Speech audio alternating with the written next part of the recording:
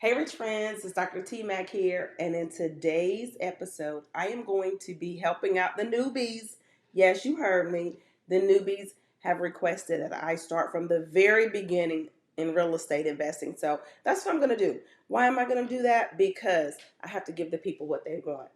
But before we get started, I want to give a big shout out to Her Wealthy Streams.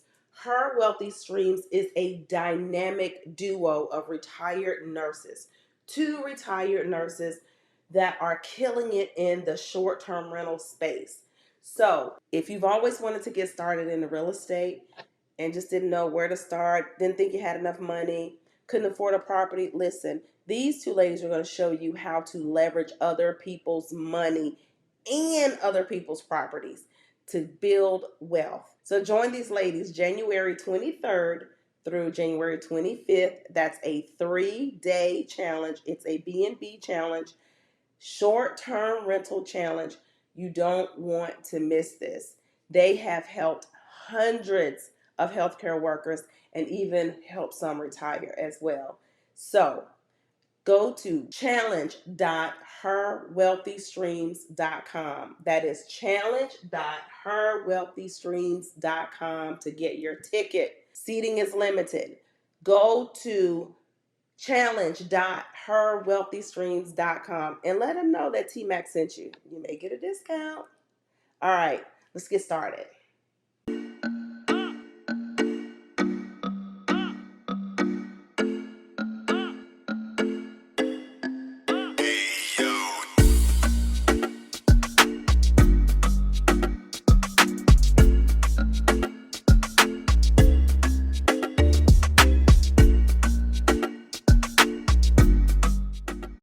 All right, rich friends, let's jump right in.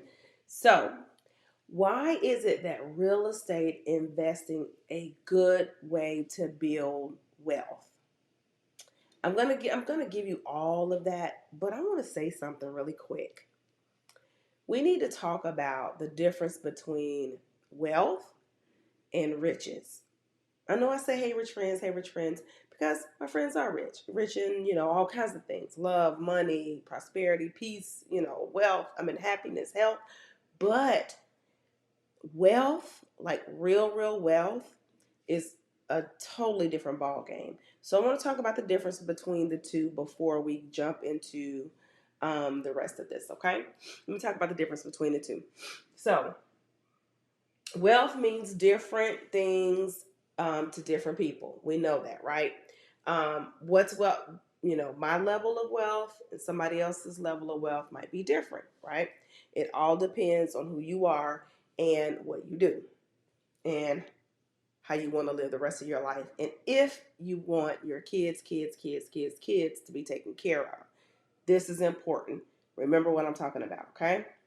All right. So being rich is the ability to like live lavishly, buy nice cars. You can buy, nice homes, go on wonderful vacations because you have a high, you have a high paycheck or you earn a lot of money, right?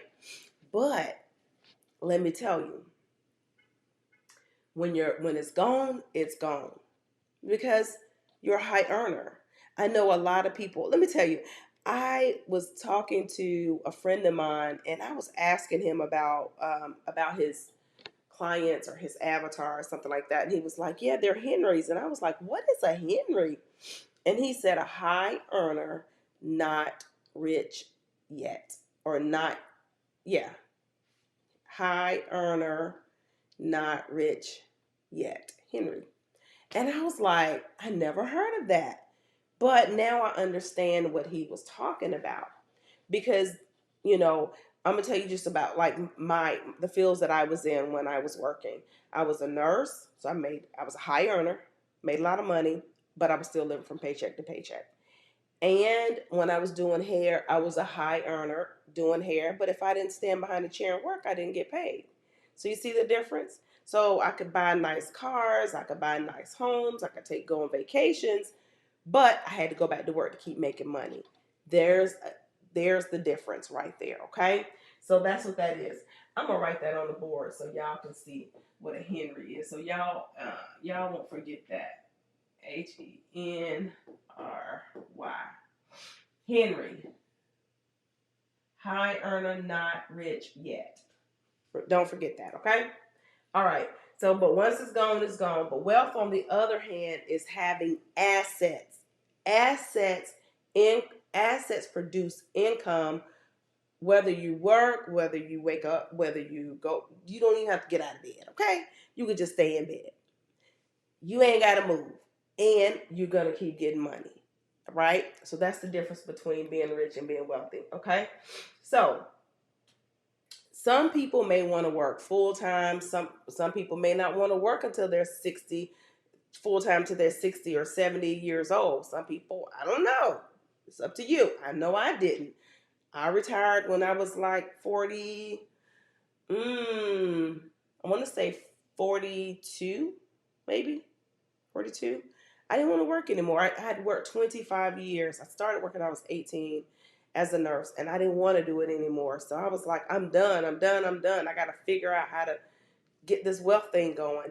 So, but some people may want to. I don't know. If that's you, hey, go ahead. Knock yourself out. All right. So let me go ahead and get into, I don't want to talk about that. Let me get into wealthy. So wealthy is having sustainable wealth that's not necessarily dependent on a paycheck, right? Not dependent on a paycheck. This is key right here. This is when you're truly, truly wealthy, when you're not dependent on a paycheck, right? So wealthy people make, manage, and multiply their money over time, y'all. Over time. I am so sick and tired of people. I gotta get out. I'm gonna get on my soapbox really quick. I have like 3-day challenges, real estate challenges. I was having like 5-day challenges. It doesn't matter. 5 days, 3 days. But I have so many people that come to the challenge and they think that after the challenge they're going to be wealthy. Over time, there's strategies to real estate. I'm going to go over it, but it doesn't happen overnight. Trust me on this, right? Anyway, assets and investments like real estate, like stocks, like holdings, a business. These I meant to say stock market holdings, a business or many businesses. This is how you create a portfolio and have passive income. This is how you do that, right? This is how you do that. Y'all know I'm learning my board here. Going back, going back. Eh, eh. Y'all hold on. All right, so assets minus liabilities equals your net worth. So if you have, I'm just gonna just say round numbers. If you have assets, is what's bringing money in your pocket, in your pocket, in your bank account, right? Liabilities take money out of pocket, out of your pocket, out of your income. Out of your house, right? So if you have, I'm just going to use round numbers, $100,000, let's just say in assets, right? And you have, you got all kind of liabilities. Let's say you got, let me change this color. This is getting a little crazy here. Okay. If you have, let's say you have, 150, you're $150,000 in debt. Well, that means your net worth is minus $50,000, right? So that means that you're a long, long, long way from being wealthy, and a lot of people live here. Trust me, trust me, I know this. A lot of people live right here, but what you want to do is you want to turn this thing all the way around, right? I wonder if I can erase this.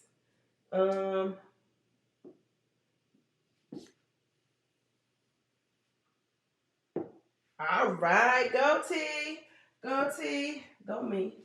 Okay, so let's turn this thing around. Let's say you have an asset, you have $500,000, and your liabilities are, let's just say $50,000. Remember, this is coming in, and then this is going out. This is going out, out, in. Okay, so that means your net worth is 450K, right? So if your net worth is 450, oh, I'm all out the camera. If your net worth is 450K, you could do a whole lot with that, right? You can invest in some more properties with that. This is how the wealthy keep getting wealthy. So they say, okay, I got these assets. I only have 50K that's going, 50K in liabilities. I can pay that off, and then I can still have $400,000 left over, and I can keep investing. This is just like small teaching, y'all. Okay, baby steps. I'm talking to my newbies here. So, what level of net worth is wealthy to you? Is it, I don't know, it depends on who you ask. Some people are comfortable at $1 million. I don't know. Some people are comfortable at $50 million. Some people say, no, I need $100 million. I don't know. What would you say? But just know that riches can disappear as fast as the next paycheck. But many wealthy people don't display outwardly that they have money. Have y'all ever seen Mark Zuckerberg outside of him being in court and having to dress up in court? All he has is a black t-shirt and jeans, right? I mean, Bill Gates, sneakers, dirty sneakers, white t-shirt, jeans. Like, I'm just saying, I'm gonna tell you this. My son said to me one day, "Mom, can you order you some more inspired shirts?" And I'm like, "Why?" He was like, "Because you wear the same one. You only have one color." And I was like, "That's the point. Like, I don't want to have to get up in the morning and say, what am I gonna wear? This is like my uniform." He was like, "What?" And I was like, "No." He said, "You don't. I mean, you don't want people to think you ain't got." I said, "Listen, I am not trying to look rich and be poor. Okay, so." This is a lesson right here. This is a whole lesson. Many wealthy people don't display outward signs of being rich. Don't try to look rich and be poor just to show off and try to please people. Whatever. Keep going. All right. Let me keep going. So let's talk about let's get into the real estate now. The wealthy invest in real estate, right? So 23% of Americans think that real estate is the best way to build wealth, but only 12% bought real estate in 2022. Now this is a CNBC survey. Did y'all hear that? 23% of Americans think that real estate is the best way to build wealth, but only 12% bought real estate. So why do you think that? Why do you think that? Because many people don't understand how. Many people don't understand how you get wealthy in real estate. They know you can become wealthy investing in real estate, but nobody's been taught how. So let me tell you the first way. The first way is cash flow, right? So wise investors purchase properties on a sound judgment that the property will generate more income than it costs to own it. That means, let's talk about cash flow. Let me make sure. Okay, let me go back because I want to do this. So cash flow. So that means if you have a property and you buy a property, and let's say your mortgage is, I'm just using round numbers. Let's say your mortgage is $1,000 a month, right? $1,000 a month. Let's say you take this and you rent this out, and you rent it out for, I don't know, let's say $1,500 a month. Then you're gonna have $500 a month, right? But that $500, remember, you still have to pay taxes on the property because you're the owner. Oh, I'm ready to get in this. Taxes on the property because you're the owner. You still have to pay insurance on the property. Taxes, insurance, maintenance. You still got to pay maintenance. You got to give an account if the property is vacant, so you have vacancy. So after all that, you may cash flow. I'm gonna give you a good cash flow amount. I'm gonna say 300, which I know that's not right. Probably less than that. You may cash flow $300, right? Now, I'm going to give you a scenario. Newbie, I'm going to give you a scenario. I like that. I like that y'all requested this. I really do. I like that. All right, so let me give y'all a scenario. The scenario is if you have a mortgage. Sorry. If you have a mortgage that is $1,000 a month, right? And you have, let's say you have 6 beds in the property, and you rent out each bed at, let's say, $800 a month per bed, then that is $4,800. I'm giving too many zeros. That's $4,800 a month, minus taxes, property taxes, insurance, maintenance, and things like that. So you're going to cash flow. I'm gonna say you're gonna cash flow probably about 40. Let's just say 40. I'm gonna say. Sorry about that. Let's say you're gonna cash flow about 40. Let's just say 45, just to be on the safe side. Hey, let's say 45 a month. Now, that's worked it all to me, right? So this is a strategy that I teach. Me and my business bestie, we do group home conferences, and we teach people this model for unlicensed group home. There's other strategies I use to make a lot of money off of one property, but that's what I'm talking about. This is cash flow. This is how you build wealth really fast. Okay. So the next one is appreciation. So number 2. So over the long run, real estate values always have gone up. Always gone up. Always, and there's no reason to think that it's going to change. Listen, trust me on this. This is a way to build wealth. Appreciation. Depreciation is not what you think. It doesn't mean that the value of the real estate is dropping. This is a tax term. So this is for your CPAs. They know what depreciation in real estate mean, right? So it describes your ability to write off part of the value of the asset itself every single year. That is a depreciation. So this significantly reduces your tax burden. Trust me, your CPAs love real estate investors. On the money that they make. So whenever you're decreasing, reducing your tax burden on the money you make because you have a property, then you're able to what? Protect your wealth and keep it growing. Like, keep it growing. Hello, somebody. It's not a get rich quick scheme. And then leverage. Leverage. Real estate is one of the easiest assets to leverage. OMG. If you have a house, I'm telling you, if you have a property, you can go to the bank and get money, pull out the equity on this property, and buy another property. Keep reinvesting. I'll go into this strategy in another video, but it's called the BRRRR method. Is one way to do it. BRRRR. So that means to buy, renovate, rent out, buy, renovate, rent out, refi, and repeat. So you want to buy, renovate, rent out, refi, and repeat. I'll go into that in another video. Promise. I promise. I promise. All right.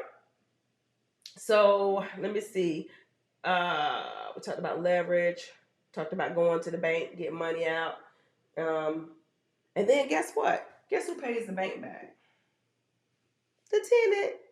Or in my case, tenants. Okay. Stop playing. And then forced equity. Forced equity is when the wealth that's created by an investor who does work to a property to make it worth more, right?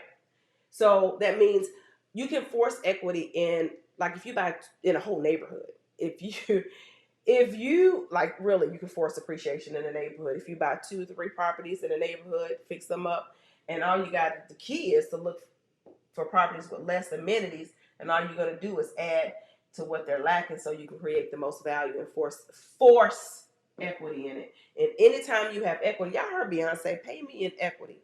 Anytime you have equity, pull the equity out of the property so you can take that money and go and reinvest into another property. Ooh, look at my roof. All right. Got it? Good. Now, inflation. Inflation. Big reason why real estate creates wealth so effectively over time, y'all. The key is to use inflation to build wealth. Because guess what? When rent goes up and everything's going up, mortgage is not, your property taxes don't go up that much.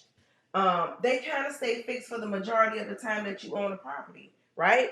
But guess what? Baby, that rent keeps rising due to inflation. So guess what?